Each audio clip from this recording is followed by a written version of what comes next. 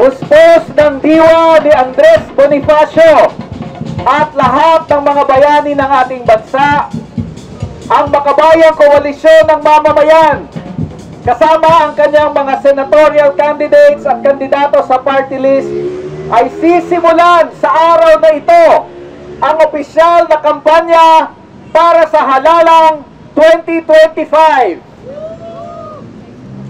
Ngayon pa lamang ay nais naming ilinaw na ang aming kampanya ay kaiba sa tradisyonal na kampanyang nakasalalay sa bilyong-bilyong pisong pondo at poder sa gobyerno. Kung ang mga tradisyonal na politiko at dynasties ay gagastos ng bilyon-bilyon sa media ads, ang Makabayan ay susong sa iba't ibang sulok ng bansa upang tuwirang maabot at makausap po ang ating mga kababayan.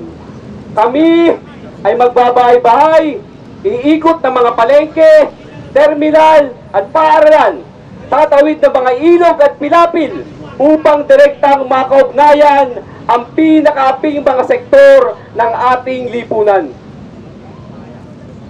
Kung ang mga tradisyonal na politiko at mga dynasty ay aasa sa entertainment at pag-aaliw sa mga botante, ang Makabayan ay nangangakong tatalakayin ang mga isyong pinakamatindi ang epekto sa ating mga kababayan.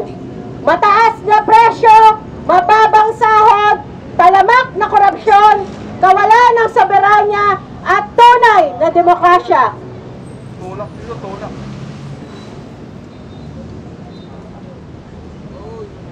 Kung ang mayayaman ng mga kandidato ng Estado ay gumagamit ng dahas para supilin ang karapatan ng mamamayan, ang Makabayan ay nangangako na higit na bibigyan tinig ang mga mamamayan sa Senado.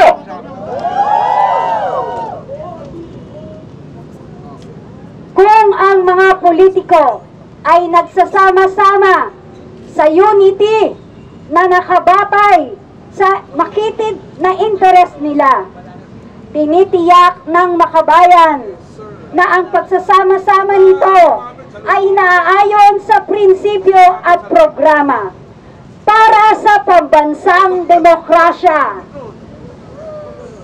Kung ang mga political dynasty at mga nagaharing uri ay naniniwala na ang eleksyon ay paraan para palawigin ang kanilang kapangyarihan at impluwensya at poder at panatilihin ang bulok na sistema, ang Makabayan ay naniniwala na ang eleksyong ito ay paglalantad ng bulok na sistema at sa gayon marinig ang boses ng taong bayan.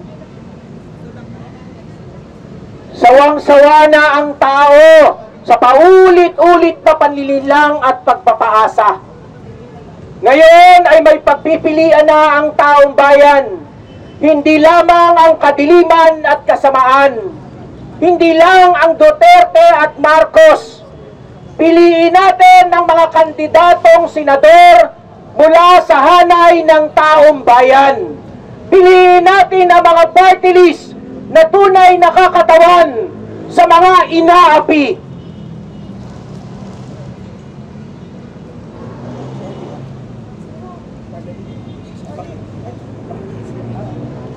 Mga minamahal naming kababayan, kami ay magbabahay-bahay, iikot sa mga palengke, sa mga komunidad, tatawid ng ilog, dadaan sa pilapil, upang nang sa gayon, direkta naming makaugnay ang iba't ibang sektor ng ating lipunan. Tayo na at humakbang, walang takot, walang alinlangan, baguhin ang kalakaran. Sulong Makabayan!